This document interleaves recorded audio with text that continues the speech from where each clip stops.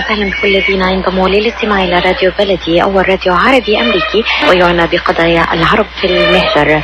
برامجنا في راديو بلدي كل يوم جمعة من 8 وحتى 9 صباحا مع ليلى الحسيني في بث حي ومباشر عبر WNZK راديو 690 AM. صباح الخير بلدي، صباح الخير لكل مستمعينا. Welcome to Radio Baladi, the first Arab, Middle Eastern and American simulcast radio show. Radio Baladi is broadcast every Friday morning on WNZK 690 AM from 8 until 9 Eastern Time on Good Morning Michigan with Layla Al-Husseini. Our call-in number 248-557-3300. And now, stay tuned for the best radio talk show on Arab and American issues with your host, Layla Al-Husseini.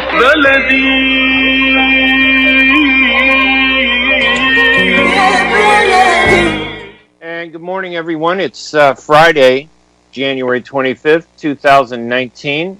I'm Ray Hanania, and you're listening to the Arab Street Radio and podcast broadcast from Chicago through 690 AM WNZK Radio in Detroit, Michigan. And of course, I'm not Layla Al-Husseini. Layla's been covering, I'll tell you what, she's been running her radio show Monday through Friday every morning. It's got to be like, 14 years? I got to actually do a little profile on her and put some spotlight on her efforts, because here's someone who actually, out of her own pocket, has been doing this radio show. And, you know, in the United States, the Arab media is basically non-existent. We barely have a presence. We have maybe a couple radio stations that go on for an hour a week. Usually it's a weekly show. Layla's been able to run the show Monday through Friday every morning from 8 o'clock in the morning Detroit time till 9 a.m., and it's followed by many other Arab American programs. So, and by the way, the program before us, Crystal Mayo's Motown and Cup of Joe, who doesn't like Jimi Hendrix, okay? And who knows? I played Jimi Hendrix. That song, Who Knows, was a phenomenal one back in 1969. Anyway, this is the Arab Street Radio, and we're taking your phone calls at 248-557-3300. Our guest this morning is Hanna Hasan, a researcher and writer at the Middle East Monitor. She specializes in the Levant and North Africa.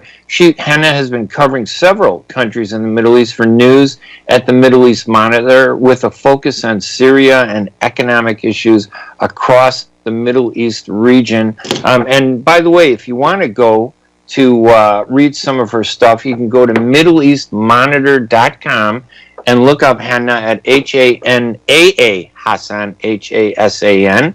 And you'll see a whole array of phenomenal stories that she writes. I love the way Memo is set up, Hanna. It's a phenomenal thing. And welcome to the radio program this morning. Thank you. Thanks very much, Ray. It's really great to be here. And I'm so glad that you've liked my stories, and generally appreciate Memo as a site. It's really good to see that it's entering the American sphere as well now. Well, I have a bias for anybody or anything English. Your accent wins us over. It doesn't matter whether you're telling the truth or you're lying to me. I'm going to say, oh, that sounds so good. Okay, we really love it. So, but seriously, welcome to the show. It's phenomenal. Your last story that, well, let's talk about Memo just for a minute. Tell us a little bit about the background. And again, for people listening, Memo is the Middle East Monitor.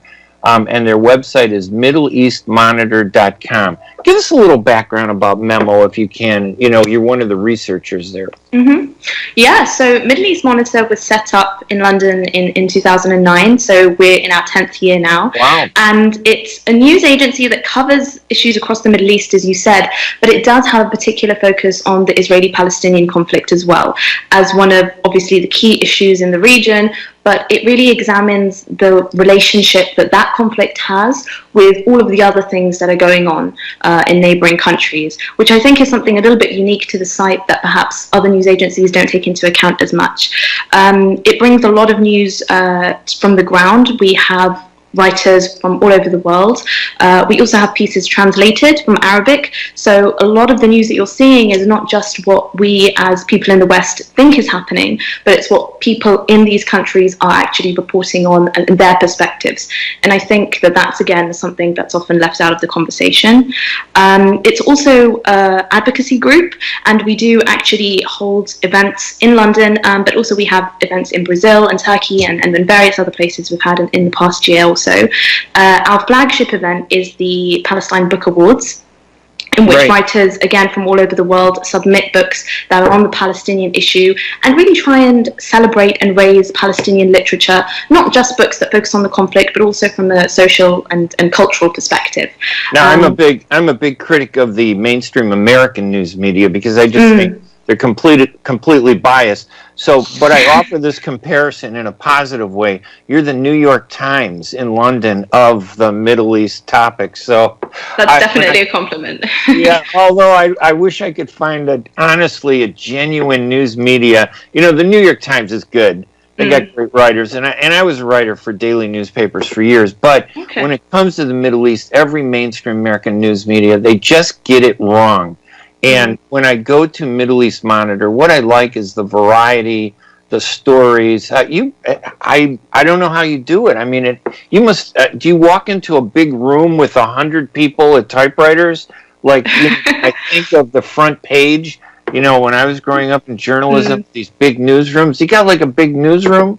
Tell me the environment a little bit at that Middle East Memo. It just sounds cool. It is cool. It's not quite 100 people, well, not really even close, but I think the great thing is that we are also connected virtually. So we have people in Turkey, we have people in Palestine, we even have people in Canada who work every day on making the site what it is. We also have an office in Spain. Can't forget the fact that our website is also available in Spanish. So we have people there translating pieces that we get from English into Spanish. So sometimes you'll have articles that have been written in Arabic, translated into English, and then translated into Spanish. So you're accessing people through 3 different mediums, essentially. And I think that that is great as well for an organization which, compared to places like the New York Times or the mainstream media, is obviously much, much smaller than them. But yeah, other than that as well, we have a vibe of, I guess, just collaboration. We all work on different regions to try and ensure that obviously all stories are covered. And it's not just about the depressing stories of death and destruction around the world, because oftentimes I think, as you're saying, one thing that media in the West often does get wrong is that they just see it as that's all the region is relevant for. But there are so many beautiful things to come out of the Middle East and that are continuing to come out, and we should celebrate those and put the spotlight on that as well. Yeah, it's. I'm looking at the page, and if our listeners are out there, I urge them go to MiddleEastMonitor.com, and I write there now. I've been doing opinions there now, I think, for about 18 weeks, and like I said, the traffic of the website is huge, and the diversity of opinions. Now, obviously, it's very pro-Arab and pro-Middle East. So we don't have any of these ugly haters writing there, but there is an internal diversity. Some of the people, I would think, you know, if you put them in the same room, they wouldn't get along all the time. But I think that's what makes Middle East Monitor so special. The different perspectives that you can read and hear, you know, about what's happening in any of the countries in the Middle East and the region, I think really, allows readers to be educated about what's really going on instead of being, you know, driven the way some other sites are. They have one narrow focused agenda and they want to push you to embrace that. Yeah, definitely. I think, you know, I've been sort of working as a journalist for a few years now, and it's really sort of opened my eyes to the fact that there is really no such thing as objective reporting. And it's only when you have articles that present different perspectives and, you know, even just unconsciously the biases that we internalize, it's only when you have all of these different articles that people are going to be able to read and make an informed decision. And most of the time what you'll have from other places is that they will present a certain perspective, but they'll almost presume that this is us being objective, this is the actual truth, and this is the facts on the ground. And it's other countries that don't have objective media, but that's really not the case when you see the variety of perspectives that there are on different issues. And as you said, we wouldn't all agree if we're in the same room, but at least we're putting out varied opinions to our readers so that they can make a decision for themselves. Now, I'm going to speak to you as an adopted uncle, okay, Hanna? I've been in journalism now like 45 years, and I think I got in there like 1973. Oh, wow. And all my uncles and cousins are doctors, and I'm the only one that became a journalist. Don't become a journalist, Hanna. Go into being a doctor, be an engineer, okay? You do not want to deal with the hassles in the Western world against Arab journalists. We are really targeted in a very subtle way. These stories that you read in Memo and other places are very rarely seen in mainstream publications. And have you written for other, or have you tried to write for other publications, or do you just write for Memo?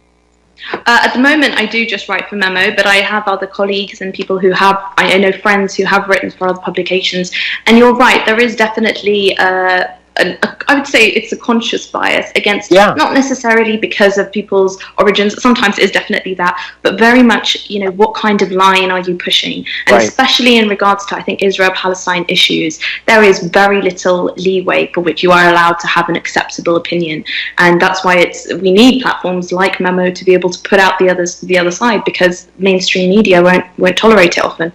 Yeah, and the traffic. I mean, you have what gives you power, I think, is the huge audience reading, and I think that puts you out there on the radar screen having an impact. We're on the line with Hanna Hasan, a researcher and writer at the Middle East Monitor, specializing in the Levant and North Africa. Our phone line is 248-557-3300 if you want to buzz in. And just a reminder, of course, everybody who's listening to the live radio, if you're outside of the Detroit region, you can always tune us in online during the live broadcast of the show. And I repeat this mainly because we podcast all this. So later on when people are listening, you can go online, and if you go to the arabstreet.org, you'll be able to check the podcast, get the links, and make sure that you stay connected with our radio show. Layla Al-Husseini's U.S. Arab Radio Network is one of the only ones that does radio 5 days a week, Monday through Friday, 8 to 9 o'clock. And she's based in Detroit, which some might say is the heart of the Arab American community in the United States. So we want you to support the radio show, and not just this show, but all the shows that Layla pushes. Tell us a little bit about your interests, maybe a little bit about your background before we go to break. And then after the break, we can talk about the situation in Syria. Tell us a little bit about yourself, Hanna. Well, I've been working as a researcher at Memo for about 2 years now, and I had some background in journalism before, but I'd studied economics during my university education. And for me, I think that's something as well that's often left out of coverage of the Middle East. You could be the director of the World Bank. Oh, not a journalist, a writer struggling for the truth against an overwhelming tsunami of anti-Arab media. But go ahead, I didn't mean to interrupt you. No, not at all. You're right.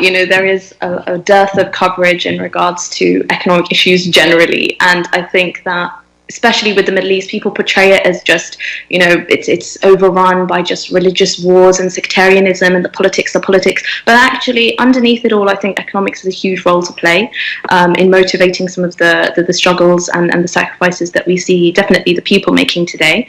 And as you said, I write primarily on the Levant, so Syria, Jordan, Palestine, as well as North Africa. So Egypt all the way through to Tunisia. So it's quite a big region I'm covering at the moment. Do you take offense if someone asks, what's your ethnic background? No, I don't, but I'm not Arab. This is, I guess a lot of people do assume that. I'm not Arab, but... Hanna Hasan sounds as Arab as you can possibly get. I just want to... Yes, no, it is. And generally, I feel like growing up in the UK, I've always been exposed to numerous different ethnic communities. So although it's not struggles that I take on ethnically as my own, I definitely do sympathise with the fact that they're human beings as well, and my interest in them is for their betterment, not just for even if they may not be related to me nationalistically. When I got into journalism again back in the early 70s, I was moved by what I could see was a clear bias. I would hear a story in the paper I'd know the truth, and I'd say, wait a minute, they're talking about my parents. My parents are not terrorists. Was there a moment that, in which you crossed over and said, yeah, I definitely want to be a journalist, and I want to focus on the Middle East? Was there something that did that, or what drew you into the Middle East issues? I think I grew up in a household that was very politically active, so my understanding of the Middle East was informed not solely sort of by my studies or by my career, but from when I was very young. So for me, it was sort of a natural progression rather than that watershed moment, perhaps. But I think that for many people, that is what motivates them, in the fact that we see continual incorrect coverage of people from these regions or from backgrounds or from certain religious backgrounds, and that definitely prompts people to want to share the truth. Yeah, I was sitting in a military base. I had left college for 2 years. I was serving during the Vietnam War, and I turned on the TV, and one of the things I saw was this Arab and Israeli arguing, and the Arab was doing such a terrible job. Nobody could understand him. And the Israeli was so slick. His English was perfect. He looked perfect. His arguments, he spoke to the Americans, like he was talking about baseball. And I said, you know what, I could see why we're losing. And I turned away from medicine, to become a journalist, and I had a great time. I am glad that Arab journalism has attracted people like you with talents the way you do, and we're going to get into some of these stories in a minute. My guest online is Hanna Hasan. She's a researcher and writer at the Middle East Monitor. The Middle East Monitor website is middleeastmonitor.com, and I urge you to go there. I think you're going to be surprised by the expanse, the diversity of stories, features, news, opinions, interviews. And it isn't just about politics. There's a lot of culture there. There's a lot of events. I think it's really good. And of course, I'm really proud that I'm able to write an opinion every week over there about Middle East issues. Our number here is 248-557-3300. You're listening to the Arab Street Radio and Podcast, broadcast from Chicago through 690 AM WNZK Radio in Detroit, Michigan. Hang on. We're going to take a quick break, and we'll be right back right after these messages. It's all in one grocery store, and that store is Zam Zam Fresh Foods Market. Zam Zam Fresh Foods Market offers fresh vegetables, halal meats, a great fresh bakery, as well as nuts and spices and much more. They also offer special deals every Wednesday, so don't forget to ask for your favorite foods, as shish kebabs are ready to go. So please stop by Zam Zam Fresh Foods Market at 24065 Orchard Lake Road in Farmington Hills. Their phone number is 248-476-0300. Again, that phone number is 248-476-0300. And they are open from 9 a.m. to 8 p.m. Zam Zam Fresh Foods Market is your one-place stop for all your grocery shopping needs and your favorite foods. Life is a nonprofit charity that's provided humanitarian aid and development to people and communities for over 25 years, regardless of race, color, religion, or cultural background. When disaster occurs here or around the world, Life for Relief and Development rushes in to provide food, medical aid, and shelter to those in need. Please help improve these efforts. Make your tax-deductible donation to Life now at lifeusa.org or call 248-424-7493. If halal is important to your family, you can trust that Miramar will offer not only the highest quality halal products, but the best tasting and healthiest foods that can be placed on your family table with confidence. Miramar is the first and oldest halal certified food brand in America, serving the Arab and Muslim community, and offers a wide range of halal food products. Check out Miramar's halal food selection today by visiting Miramar's executive distributor, Ziyad Brothers Importing, at www.ziyad.com. When it comes to reproductive medicine, IVF Michigan Fertility Centers are the recognized leaders. With locations in Bloomfield Hills and 5 other cities in Michigan and Ohio, IVF has experts in all aspects of the field. As a founding member of IVF Michigan Fertility Centers, Dr. Nicholas Shama is one of the leading reproductive endocrinologists in Michigan and Ohio. Dr. Shama has performed over 10,000 IVF cases and has helped thousands of couples fulfill their dreams of parenthood. American board certified in both obstetrics obstetrics and gynecology and reproductive endocrinology and infertility, Dr. Nicholas Shama is a very caring, compassionate, expert physician that understands not only the medical but also the emotional toil of infertility on his patients. When it's time, get personalized care from Dr. Nicholas Shama at IVF Michigan Fertility Centers in Michigan and Ohio. Call toll-free 855-952-9600, 855-952-9600. Welcome back, everybody. I'm Ray Hanania. The Arab Street Radio and Podcast is part of the U.S. Arab Radio Network, hosted by Layla Al-Husseini, in an effort to energize and empower Arab Americans to stand up for their rights.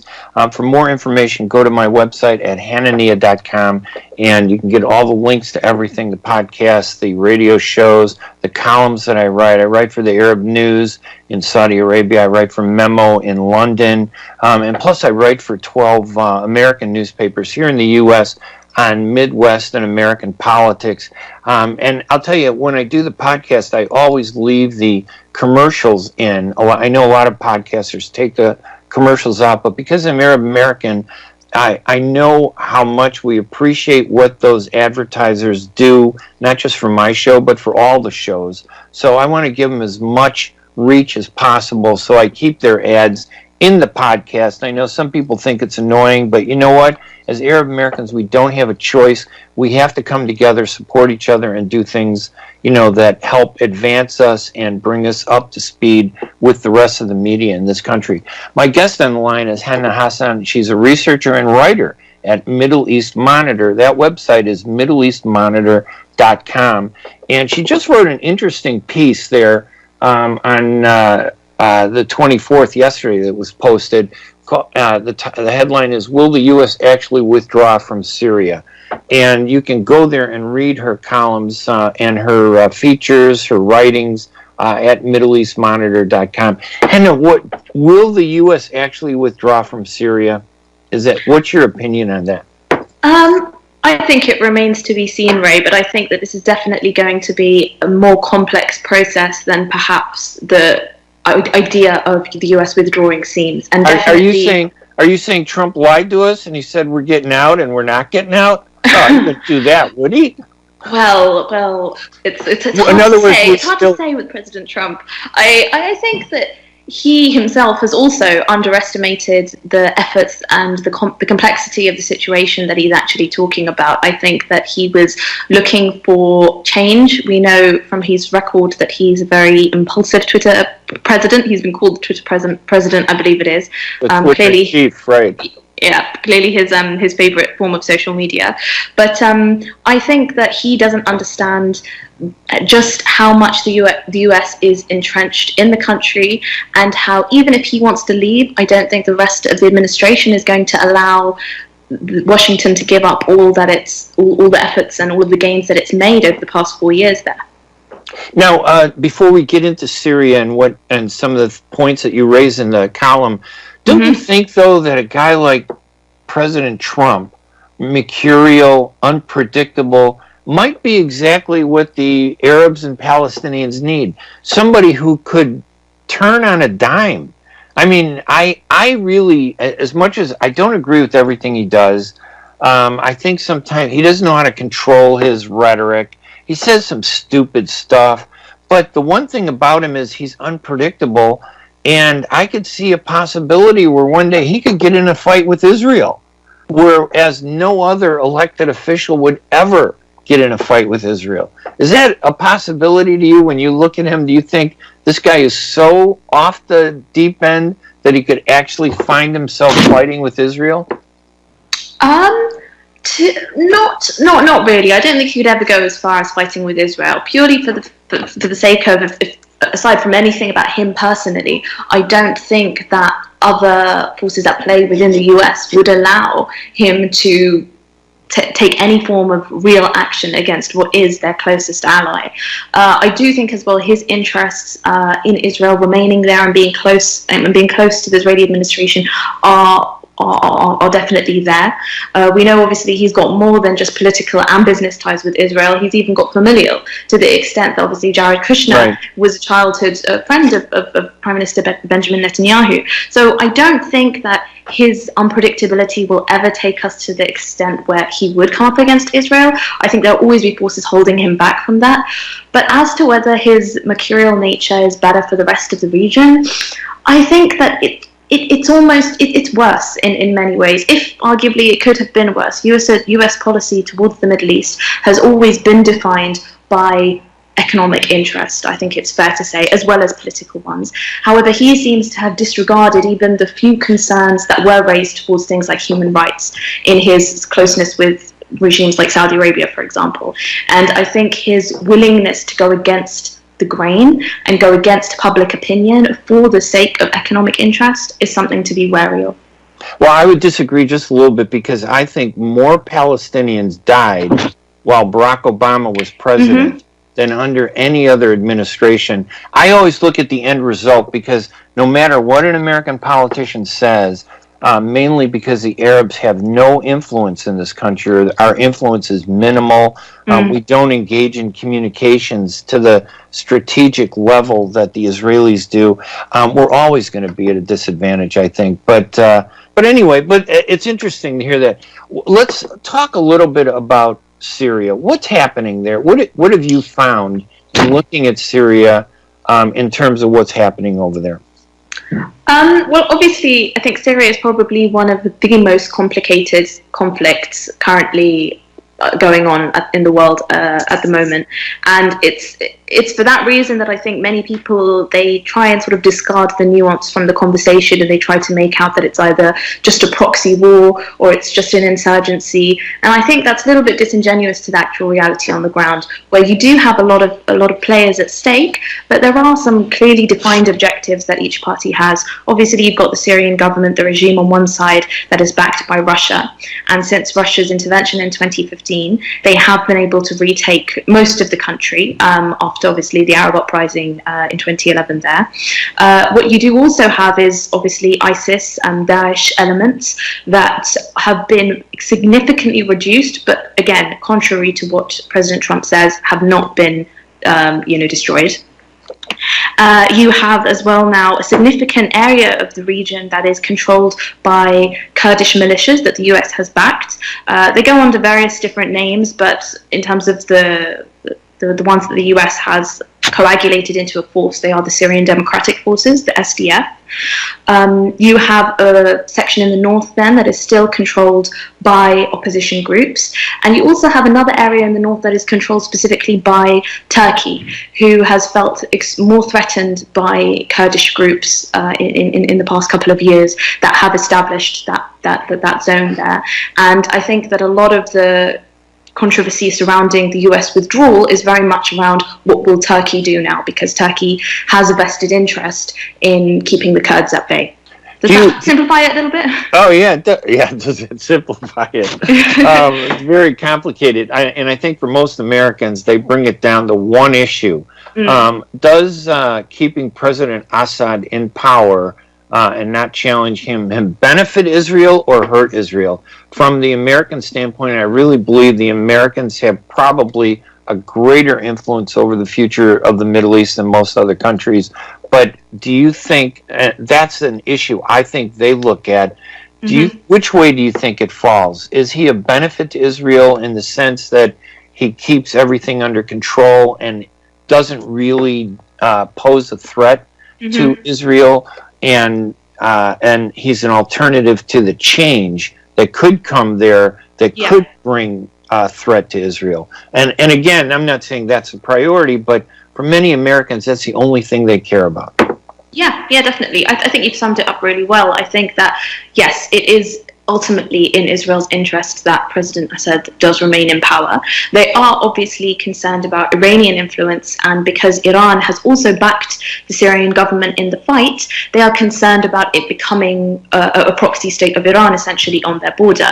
But at the same time, I think that that's also a fear of several other countries in the region, and consequently you've got Saudi Arabia and the UAE and some of the Gulf states now trying to inaugurate President Assad back into the fold of the Arab League, for example, to try and reinforce the fact that you are Arab, stick with us, we will welcome you, and we will accept you again, as opposed to giving Iran any kind of further leverage or influence. So I think President Assad could be manipulated in that way, and he could be swerved either way. But you're right, they say it's better the enemy you know than the enemy you don't. And I think for Israel, the idea of any further change coming in the region is something that they do also want to stamp out.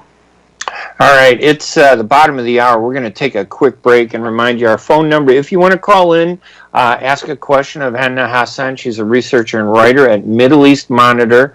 That website, by the way, again, I really think this is a website news source that you should put on your agenda, MiddleEastMonitor.com. Our phone number is 248-557-3300.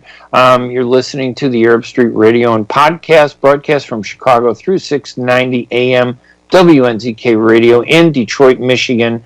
I'm Ray Hanania. We're going to be right back right after these messages.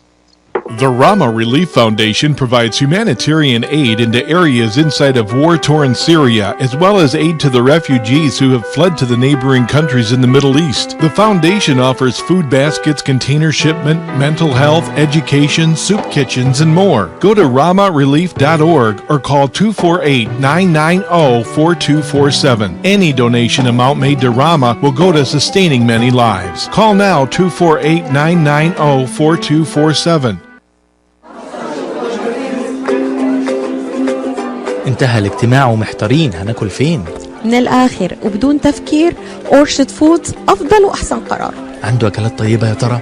أورشد فودز عنده أفضل تشكيلة من المحاشي والمشاوي والمقبلات والسلطات والفطاير، وكمان بتتسوق لكل احتياجات الجروسري والملحمة وغيره بأسعار خاصة بمناسبة الأعياد، والأحلى إنه بنفس المكان. على ضمانتك أروح وأجرب. ولو على ضمانة الشيف، وبجودة وخدمة ممتازة وسعر منافس، ولو عندك مناسبة خليها عليهم. أورشد فودز أند جروسري يقع على أورشد ليك رود بين 12 و 13 مايل في مدينة فارمينغتون هيلز.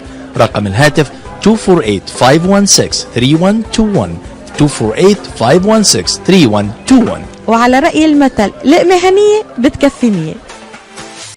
When you're looking for the best in optical care, Dr. Imad Nakash is your doctor to see. With years of experience and thousands of successful procedures performed, you can trust your eyes to Dr. Imad Nakash. See Dr. Imad Nakash and his professional staff for your eye care needs. There's 2 locations to serve you. In Hazel Park, call 248-336-3937. 248-336-3937.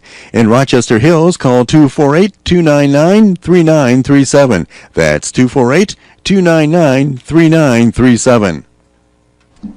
If halal is important to your family, you can trust that Miramar will offer not only the highest quality halal products, but the best tasting and healthiest foods that can be placed on your family table with confidence. Miramar is the first and oldest halal certified food brand in America, serving the Arab and Muslim community, and offers a wide range of halal food products. Check out Miramar's halal food selection today by visiting Miramar's executive distributor, Ziyad Brothers Importing at www.ziyad.com. And welcome back. I think that was my cue that I missed after the Ziyad. Yeah, that's right. That was me. You're listening to the Arab Street Radio and Podcast broadcast from Chicago here at 690 AM WNZK Radio in Detroit, Michigan. Our number is 248-557-3300. We're talking with Hanna Hasan, a researcher and writer at Middle East Monitor. That news and feature website and opinion website is MiddleEastMonitor.com. Our phone line is 248-557-3300. Give us a call, and I think the question that I'd love to hear your opinion on out there in Radio Land is, do you think the U.S. should withdraw its forces from Syria? And 2, Do you think that Assad should be in power? Would it be beneficial, or would it be more beneficial to see him replaced? Give us a call at 248-557-3300. Let's go to the phone lines and welcome Jerry Haba. Good morning, Jerry. Thank you. Good morning to you, Mr. Ray Hanania. Thank you for taking my call. And good morning to your guest, Ms. Hanaa Hasan. Good morning, yeah, Ms. for two Arabs, we're having trouble pronouncing her name. What is that about? I don't get that. Hanaa mean happiness. Yeah. Yes. And I'm Hanania. I'm really happy. Hanania, you are very kind. That's what it means, Hanania. So what do you think, Jerry? Should we what be I'm in thinking Syria? Regarding Syria, Mr. Ray Hanania and Ms. Hanna Hasan, I do believe the American President, Mr. Donald Trump, he underestimates the power of ISIS, the gangster ISIS, that they are still in Syria. And when he said, I'm going to pull the 2,000 plus American troops from Syria, it was a mistake. And I do believe that's why the Secretary of Defense, he has an issue. He refused that. And I believe that was the reason he was fired. He did not retire, but he was fired as a Secretary of Defense. Now, Ms. Hanaa Hasan, I will hear your response to that. Don't you think President Trump changed his mind from pulling the troops? There was two reasons. Reason number one, Turkey, the minute they heard that the American troops will be leave, Turkey tried to prepare for a major attack against our ally, the Kurdish rebels in North Syria. And I do believe even President Trump, he announced later, if Turkish attack the Kurdish level, I will destroy Turkish economy. That's number one. Number two, there was 2-3 attacks against our troops in Manbaa, Syria, and other parts, and we lost about 4 our staff in one incident, American soldiers. So maybe that make President Trump change his mind and postpone the pulling of the troops from Syria, because there is still a few pockets of ISIS and sleeping cells in Syria. I would love your answer, Ms. Hanaa Hasan. Thank you very much, and thanks to Mr. Ray Hanania, the Arab Street News. Thank you, and God bless you. The Sheik of Chicago. All right, Jerry Haba, thank you so much for calling. We appreciate it. What do you think, Hanna? Yeah, I think that Jerry made some great points. Definitely, President Trump has underestimated the presence of ISIS in Syria. Despite him declaring that they'd been defeated, it was laughable, really, to know that his forces were fighting them at that moment on the ground in the eastern pocket of Deir ez-Zor, where they are still fighting them and have been fighting them for many months. So it was extremely ironic for him to say that. But I think that his decision in this regard is not actually based on facts, on what's happening on the ground. I think that he has decided he wants out, whether that be to just save money, to show that he's keeping up with his promises to put America first, to show that he's not going to be like Obama and just drag various conflicts out, and he's made his decision on those premises more than actually what's happening on the ground. As for whether he's changed his mind since then because of, firstly, Turkey, it's interesting because although Turkey has now moved forwards with its plans to actually launch an operation against Kurds in the north, they had actually announced that plan in the beginning of December last year. So that was before Trump said that he was going to withdraw the troops. And many officials in the US administration do think that it was actually Turkey that influenced him in that decision. So as much as now I think the administration have put the brakes on the plans and said, no, Turkey is going to do an operation, we can't abandon our allies like that, I don't think President Trump personally really cares all that much about the fate of the Kurds, to be honest. And as to the attack from ISIS members on American soldiers that we've seen over the past couple of weeks, again, evidence that they have not been defeated, but And it's ironic because now actually the US, just we heard yesterday, has sent in 250 more troops in order to ensure the safety of American troops who are there while they're getting out. So although the withdrawal process is still continuing, it's slowed down and it's going to be a lot more complicated than Trump originally envisioned. All right, 248-557-3300 is our number here at the Arab Street Radio. Let's go to the phone lines and welcome Ahmed to the Arab Street Radio. Ahmed, thank you for calling and waiting so patiently. Hey, Ahmed, good morning. Hey, how are you? Go ahead. Okay, good morning. You hear me? Yes, go ahead. We hear you. Okay, it's not Ahmed, it's Atman. Atman. It's not Atman. I'm sorry. It was on my screen wrong. No problem. Before I have question for your guest, appreciate, thanks, I'm very happy because she gave a lot details about what's going on in Syria. Yes. Before ask her question, you talked about your website. Did you have radio, Ray? Our radio, our website is hanania.com or the arabstreet.org, O-R-G. And if you go there, you'll be able to get the podcast. You can listen. I'm with you 2 minutes. So when you broadcast, you repeat your website because some people is very concerned about that. You follow the news and you're talking, and the radio is very important. Yes, thank you. Okay, my question for Hanna Hasan is very, very important here because we hear the government here in the U.S. and Europe, what he says about now in the U.S. he left Syria. What's going on for now? The next step, this question for Hanna Hasan, what you think? What's going on for the Kurdish? Because you have two sides now.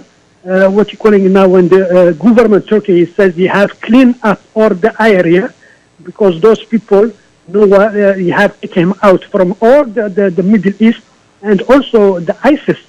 Because last time he says, the leader, he says, he take care for those people. So what's going on now after when US he left the Syria? What's going on for the Kurdish? I'm talking about, it's not the population Kurdish, I'm talking about fighter like PKK and Peshmerga. Okay, and thank you. Thank you, Ahmed. Thank you for that question about the Kurds and the role of Turkey. What is the fate of the Kurds and what's happening with them, Hanna? Well, we've had confirmed news this morning that the Kurds are actually in talks with the Syrian government, and I do think that they will come to some kind of agreement there. The Kurds had approached them about a week ago as well, and negotiations had not gone too far. Same with negotiations with Russia. But I think ultimately the Kurds will have to seek help from the next biggest backer that is available to them, which is the Syrian government.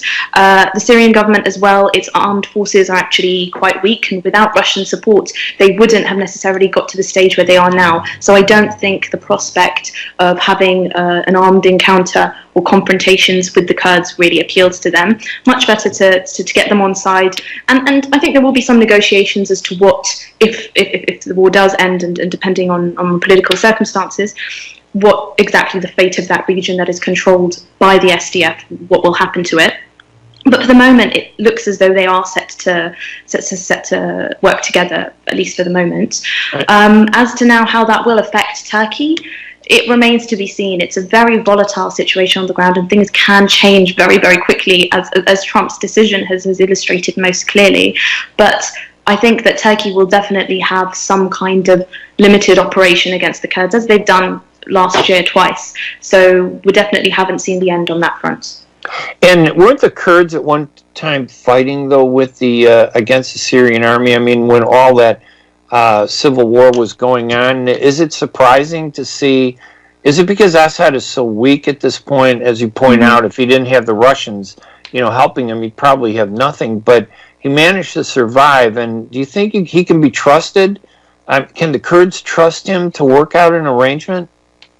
I think realistically the Kurds cannot, but they are in a very desperate situation at the moment, so they've got no one else. And the regime is the next best thing, as opposed to obviously looking at Turkey or even looking at the opposition, who they have also been fighting. Although you're right, they did fight the Syrian government early on in the war. It was only when the US sort of started its fight against ISIS specifically that they started getting the arms, and they coagulated into this group as the SDF. As Atman rightly said, they are sort of what PKK, which is the Kurdistan Workers' Party, they are PKK affiliated groups and militias first and foremost. So I think that although they will be tough to have to reconcile with the regime, it's their only option at the moment.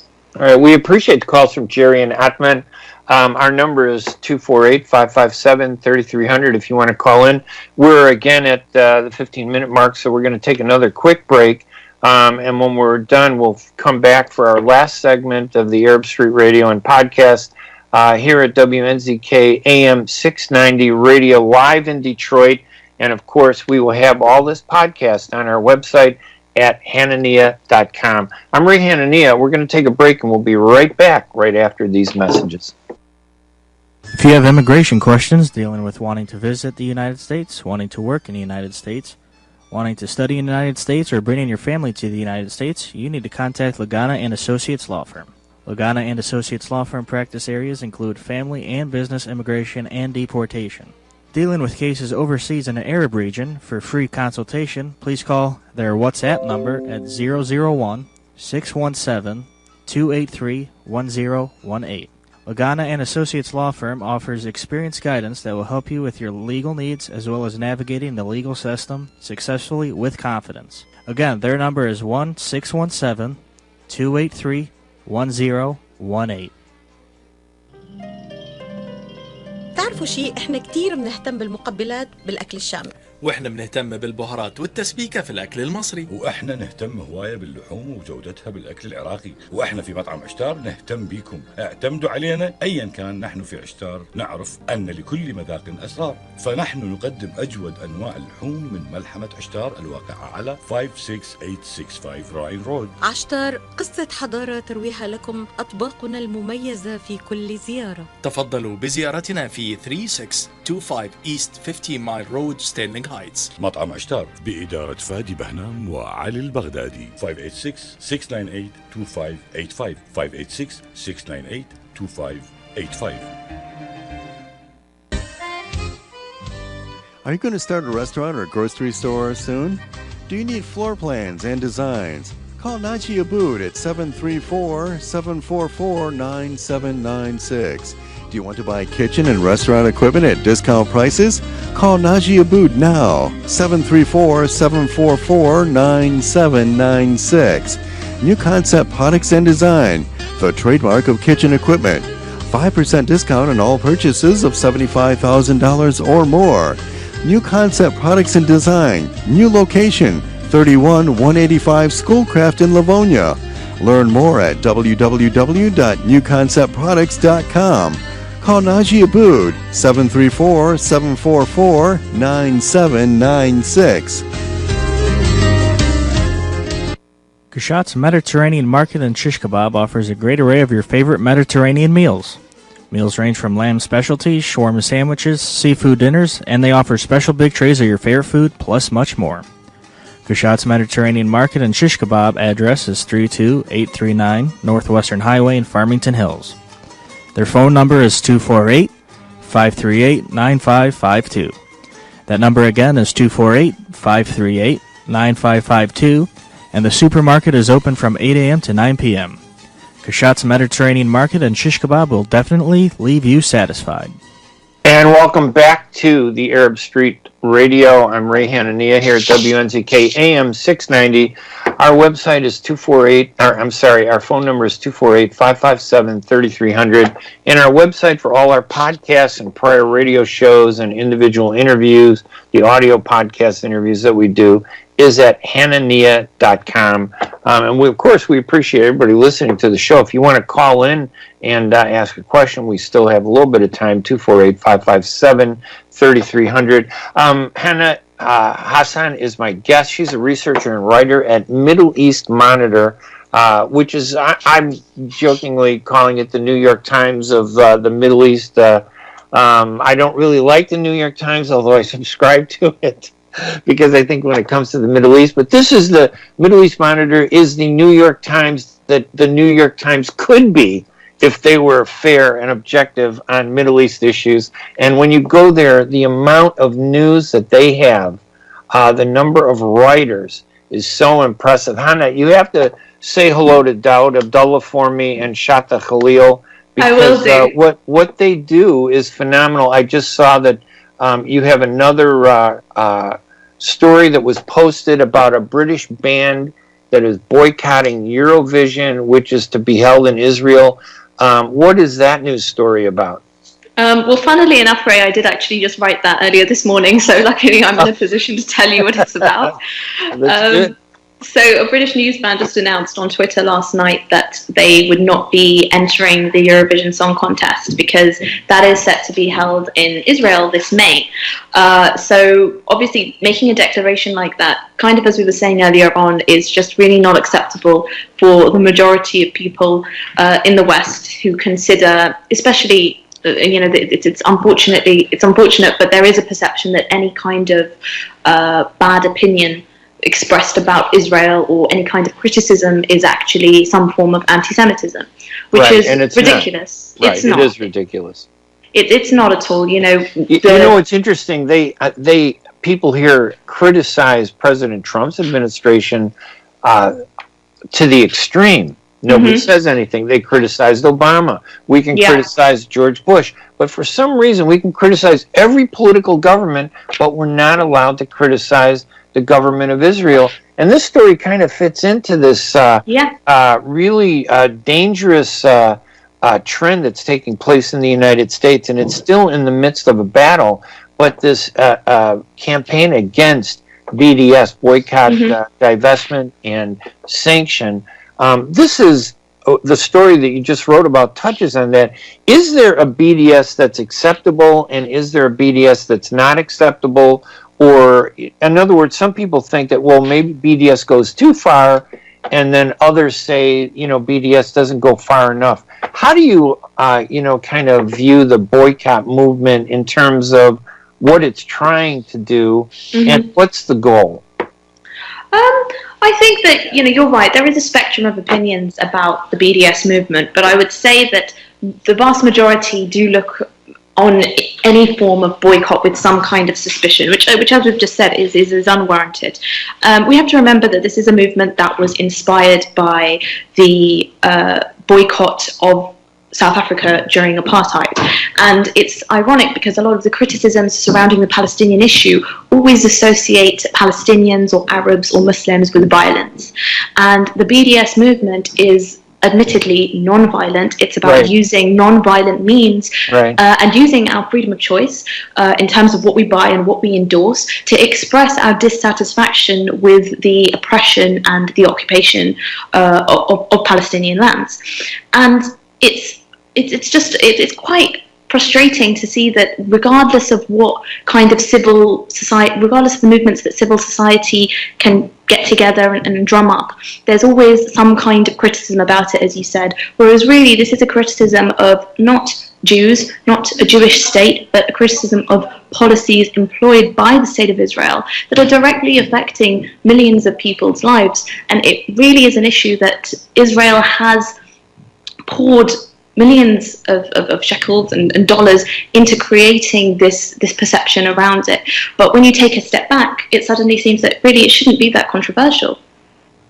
Yeah, I definitely think BDS is legitimate, especially for me, anything that has to do with the occupation, the illegal Israeli settlements. And then I look at the other side of it when I cross the green line with BDS. It has to be very discriminatory and targeted, because there are a lot of groups that Israeli groups that support, well, at least I think they support the Palestinian cause, like Americans for Peace Now, the New Israel Fund, J Street.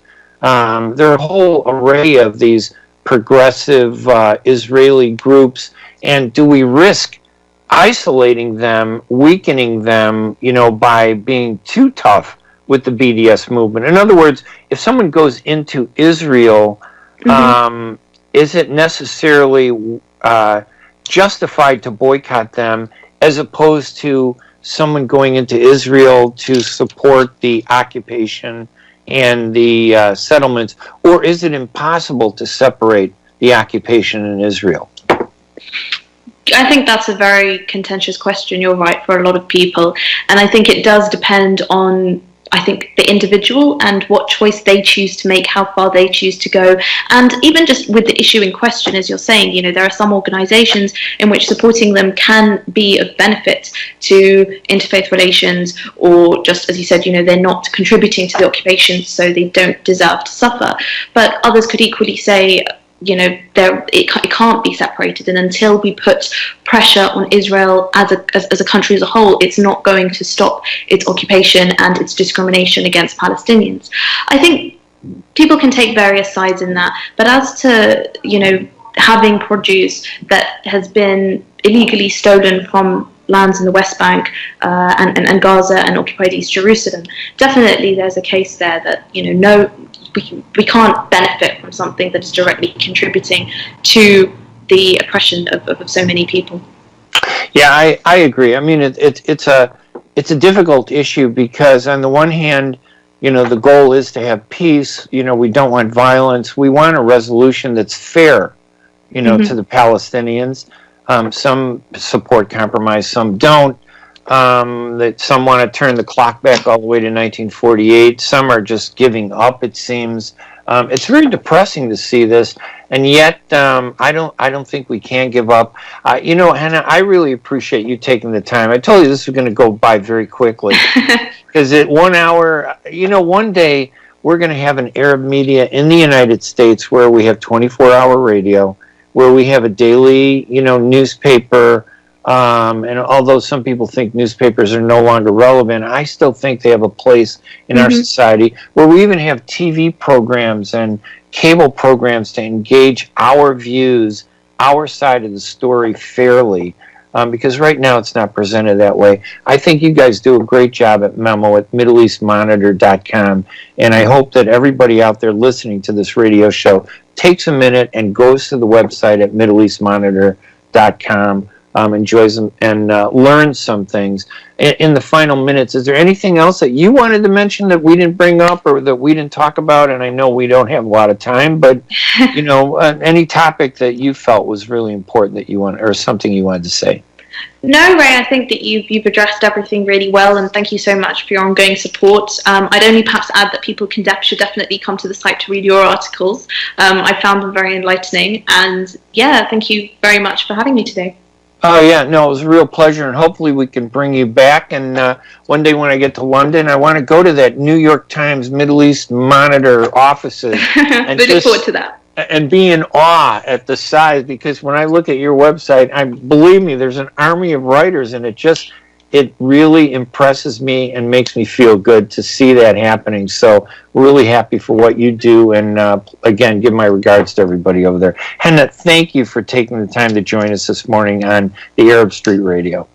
Thank you very much. Well, you're welcome. Everybody, that was Hanna Hasan, and she's a researcher and writer at Middle East Monitor. And again, I can't urge you enough to go to MiddleEastMonitor.com. It's one of many great websites where you can get news. You need to support it because that's your view. I mean, as an Arab American, that's where you're going to find, you know, support for what you believe and for our culture. And it's not just about politics. It's about who we are as people.